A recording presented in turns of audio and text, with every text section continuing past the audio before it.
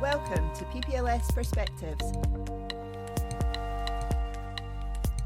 a podcast bringing students and academics together to explore the research carried out by the University of Edinburgh's School of Philosophy, Psychology and Language Sciences and the impact this work has on society.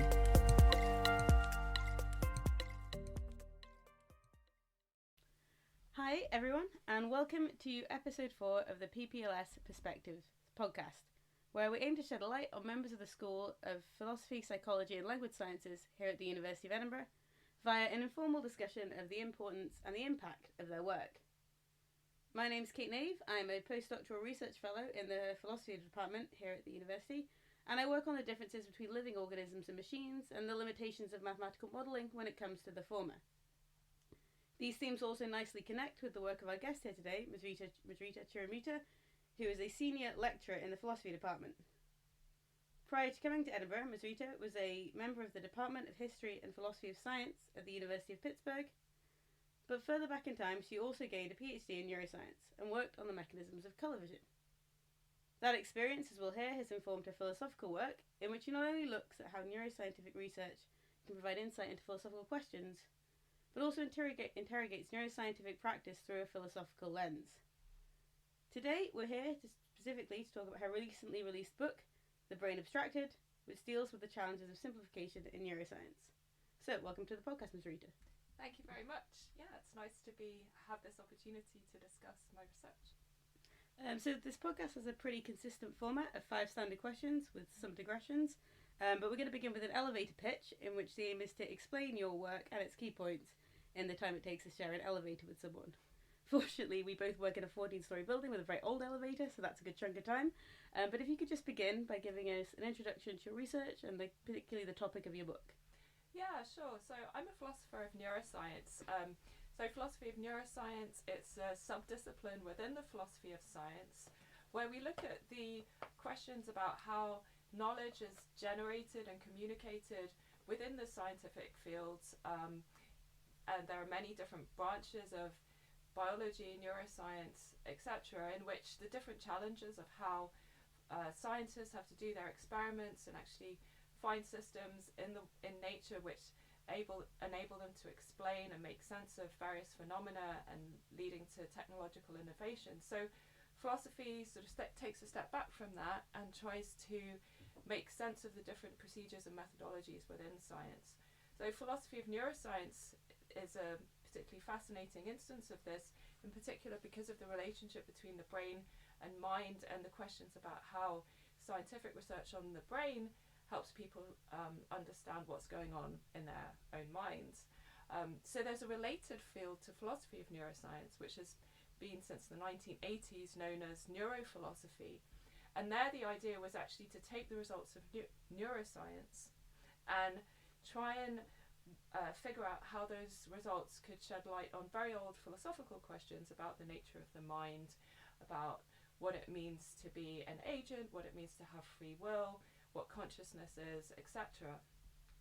And so my book project is actually a bit of a response to neurophilosophy, in that it's saying that if we look in detail at the methodology of neuroscience, we see that there's so much that has to be done in terms of simplification, abstracting away from all of the complicated, messy details of what actually goes on in the brain, and presenting both scientists and members of the public with almost completely clean-cut and almost distorted versions of what's actually going on in the brain that are fine for various purposes within science. But if you're a neurophilosopher and you want to just ask questions about, well, what is the nature of cognition or consciousness really, and you just take these neuroscientific results at face value, you get something of a distorted picture. It's somewhat misleading. So that's the argument that I'm presenting overall in my new book. And you begin the book with this rather wonderful survey of just all of those messy details and how complex the brain is. And there's a lot of fantastically large numbers there, 85 billion electrically excitable cells in the brain alone. But, if we look at a beach, there's many grains of sand, but no one marvels at the complexity of, say, a beach. So could you say a bit about what it is about the brain in particular, the kind of features that you draw out that make a system complex? Yeah, so one of the really important features there is just the variation from one individual to another, or within one brain from one cell to another. If you look at a beach with millions of grains of sand, any one grain of sand is quite similar to the next one. The minor differences in chemical composition, size and shape, etc., don't make a big difference to what you might want to do with sand, or if you like, the functionality of sand, the properties of sand taken on aggregate. But if you look inside the brain, each individual neuron is kind of as different from the next one as, you know, each tree in a park. You know, how if you look in the park at the different trees, each individual tree has a different shape. It's sort of due to how it's grown, how it's been pruned over time. Neurons are very much like that. There's not a lot of identity between different neurons. They have different structures. There are cell types. You can classify them into cells of this sort versus another sort, but in their fine anatomical structure, they're actually very heterogeneous. And this is related to their functionality, because they connect with cells around them. That's how neurons communicate with one another. And so if you just are interested in how a neural circuit works, you can try and, you know, co-classify all of these different neurons and say, well, they're all basically the same type and they do the same thing, like grains of sand. The differences don't matter. That's what neuroscientists do very much of the time. But there is something actually quite different from the grains of sand going on, because some of those fine structural details do matter, just in the way that, you know, a tree which has grown a certain kind of branching in one direction, it's related to what's going on in its surroundings in terms of light, in terms of nutrients, and that's a similar thing that goes on in the brain. So there's that variation from one, you know, within the brain, from one individual cell to another, also from person to person or animal to animal.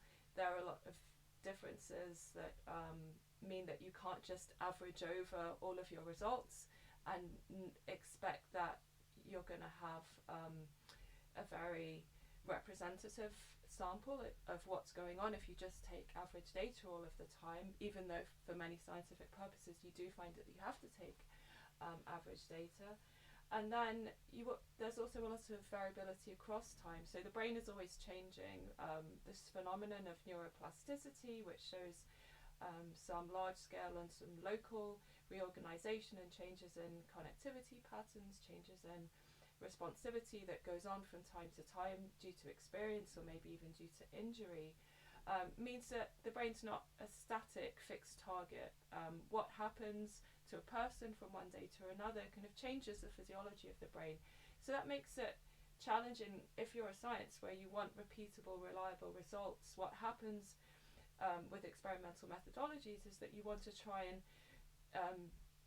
constrain responses in such a way that you maximize the amount of repeatability that you can get, but then what you're kind of moving out of your picture is actually how much plasticity there is and how much that is actually really important to the functionality of the brain. Mm-hmm. And you mentioned kind of analogies to things like trees as being another system where you see this kind of variability.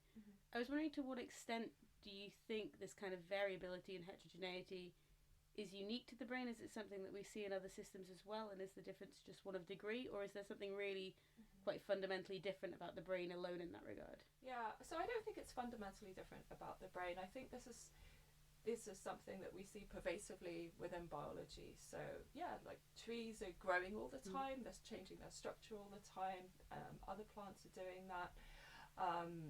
You see differences from one individual to another in all kinds of different physiological parameters, anatomical features.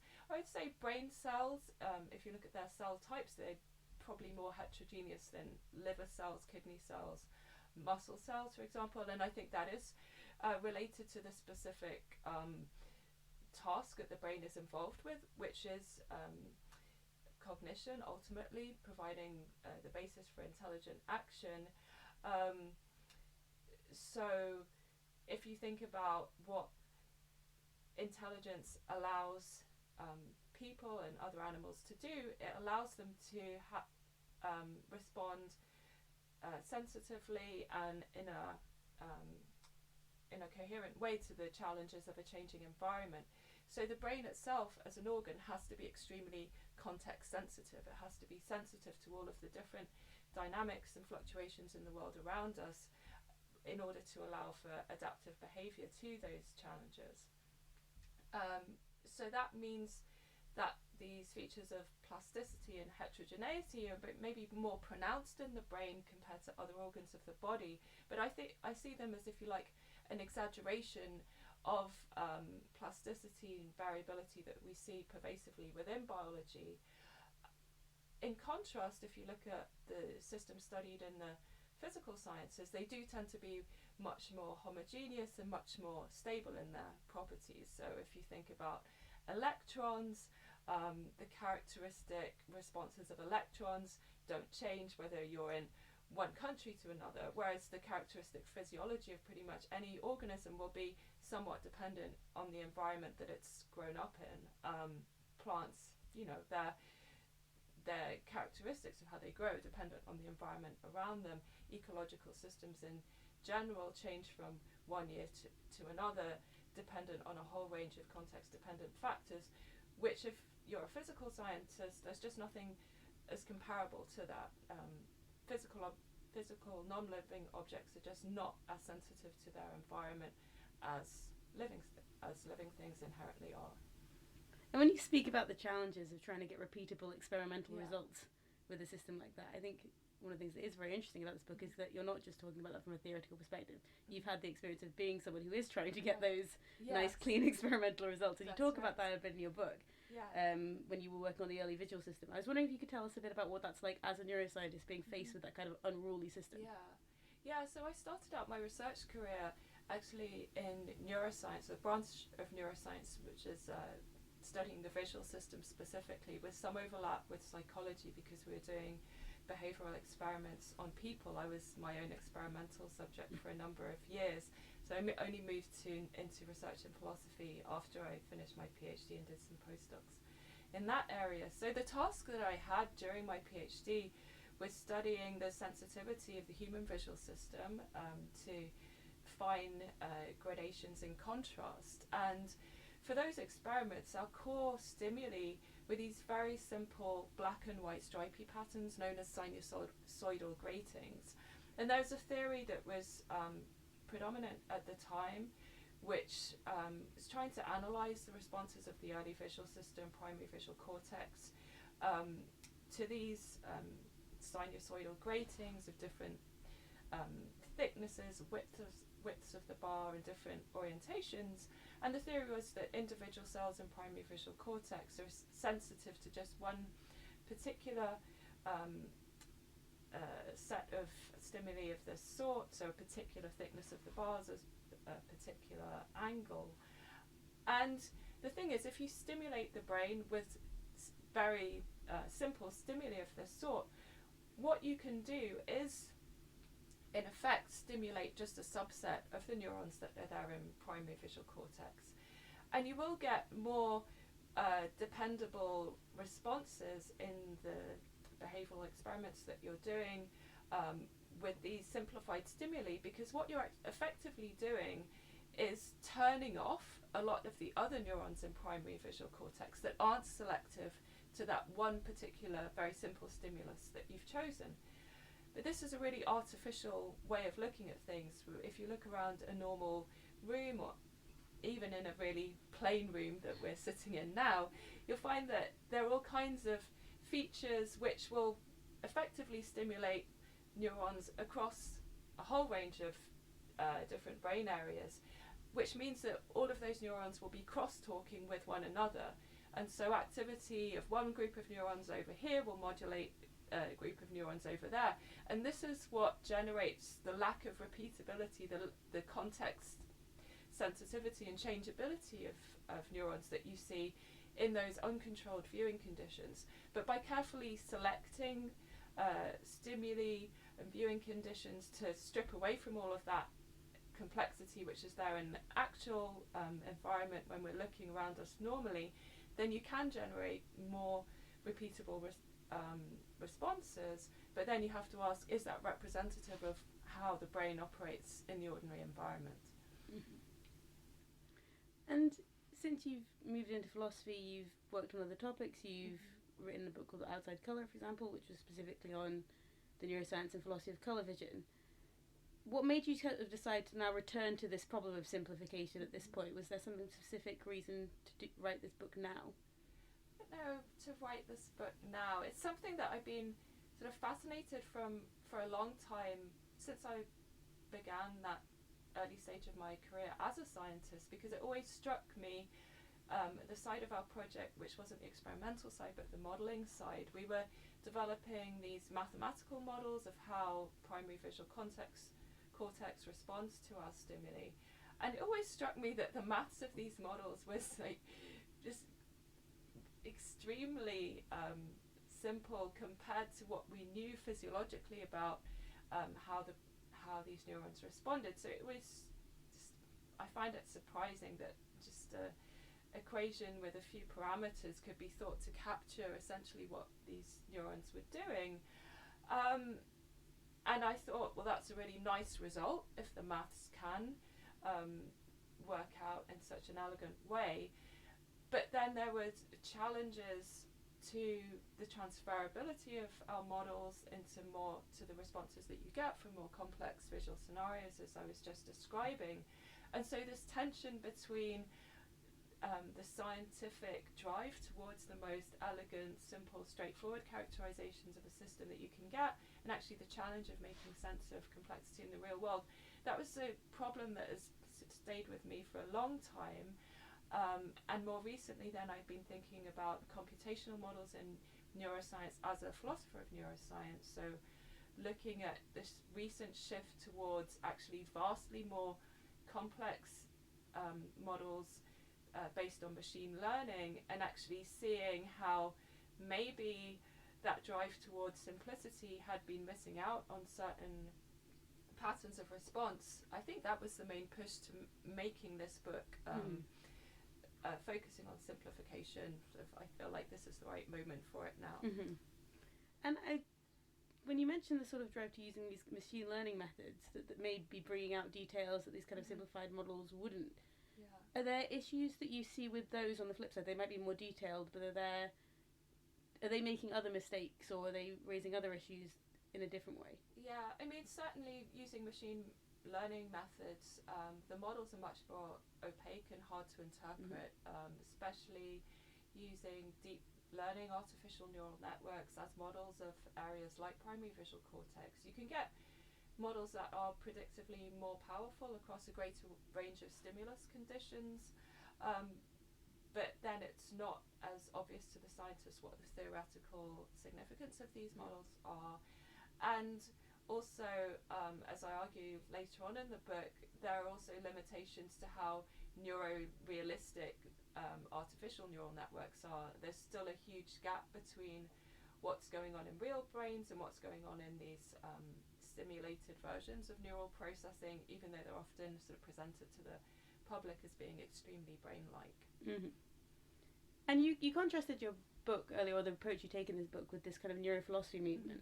And I think the book is sort of part of a more general movement of philosophers engaging with the sciences, which is also in some ways a relatively new thing, but in a much more critical way about the actual practice of science. Can you say a bit about how you approach that in your research and what the kind of challenges involved with that are?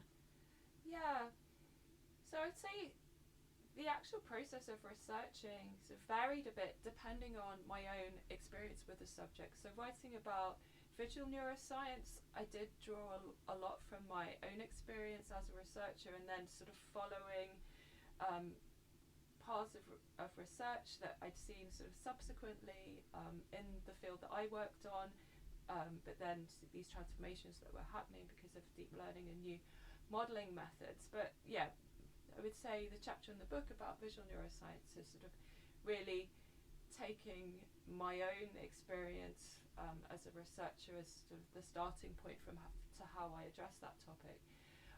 Whereas a few years ago, I became interested in research on motor cortex, and that came about because I was in a different university at Pittsburgh where there was a lot of research going on using brain-computer interfaces. So people were recording directly from the motor cortex, the part of the brain that goes across the top of your head, which sends signals down to your spinal cord and then your muscles to move your body around.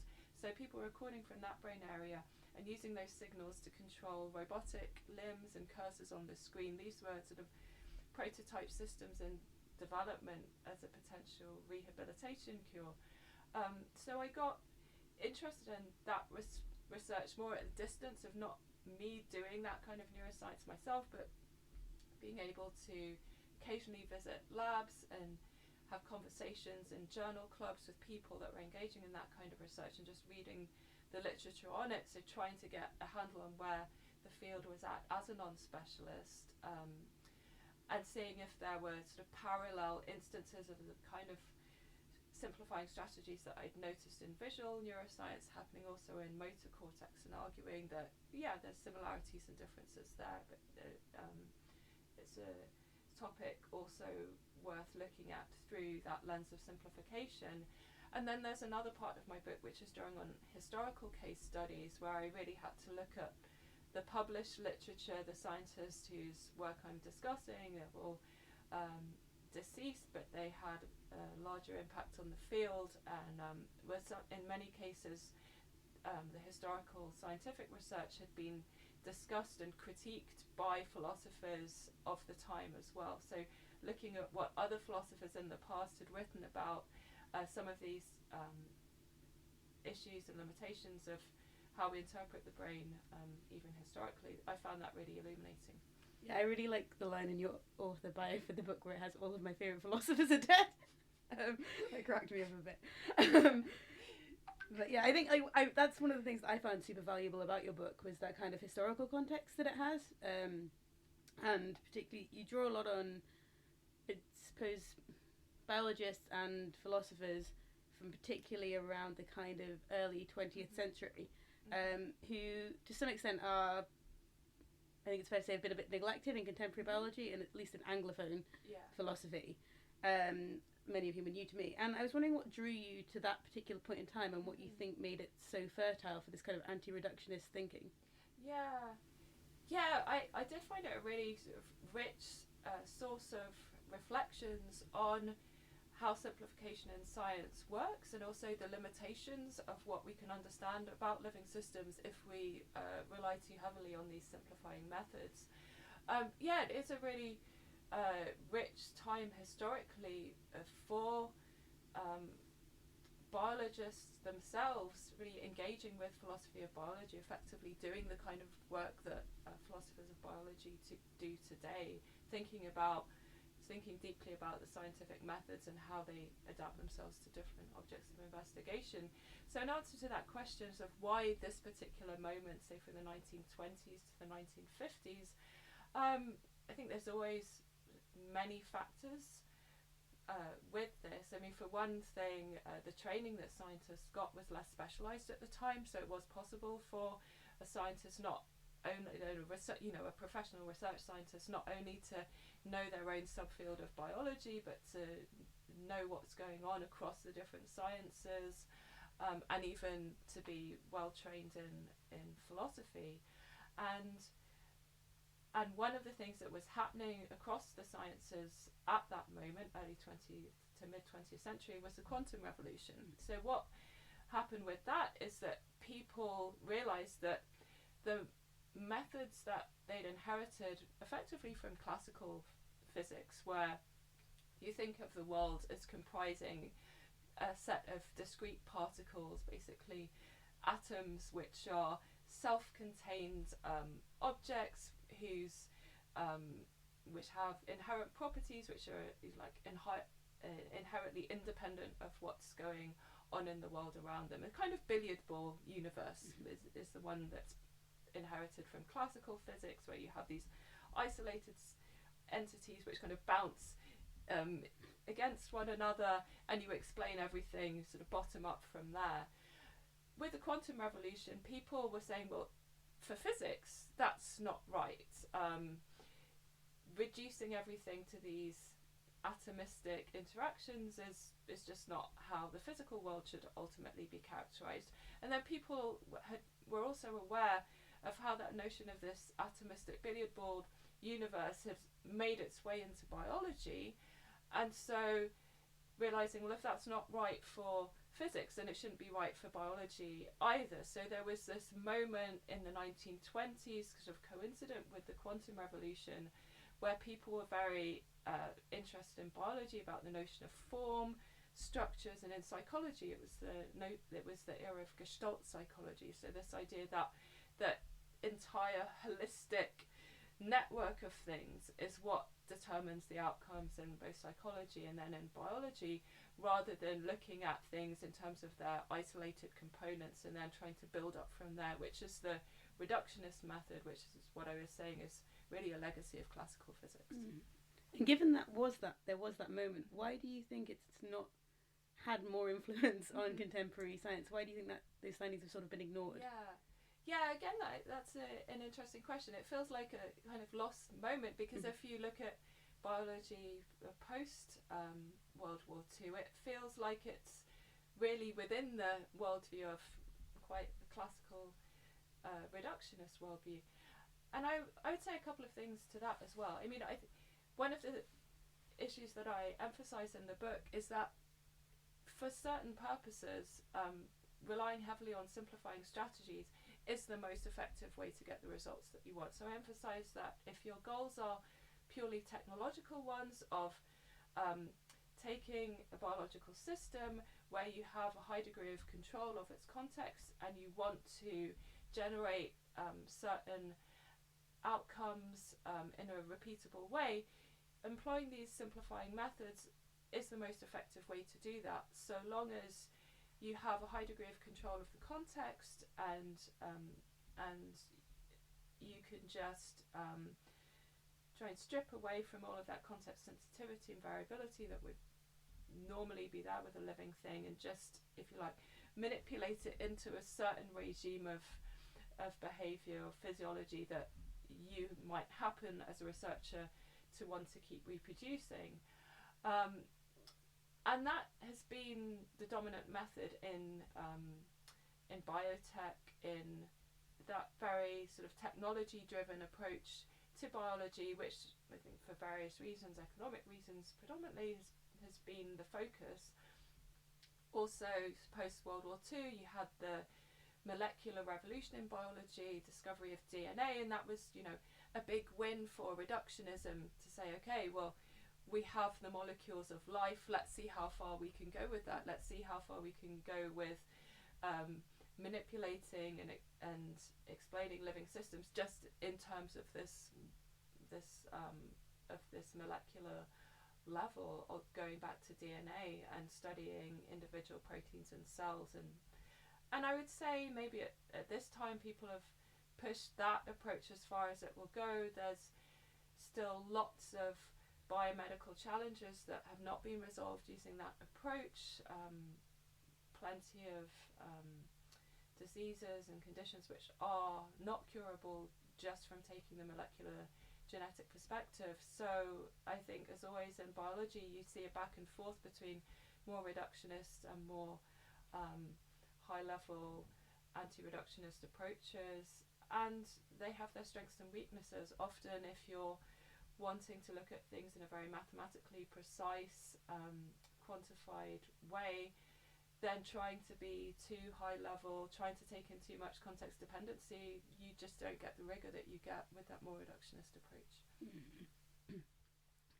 And I guess we're coming to our final question, which is just, what kind of impact do you hope that the book will have, not just within neuroscience and philosophy, but also, I suppose, for people outside of those fields when they interpret the findings and interpret what neuroscientists are telling them? Yeah, I would say actually the real import of the book that I hope to have is not within neuroscience itself. I don't see my task as that to tell neuroscientists how to do their job differently. I mean, given, as I just said, simplifying strategies for certain purposes, they're the logical ones to take. We can't expect them to work all the time, but depending on your purposes, you can justify using them.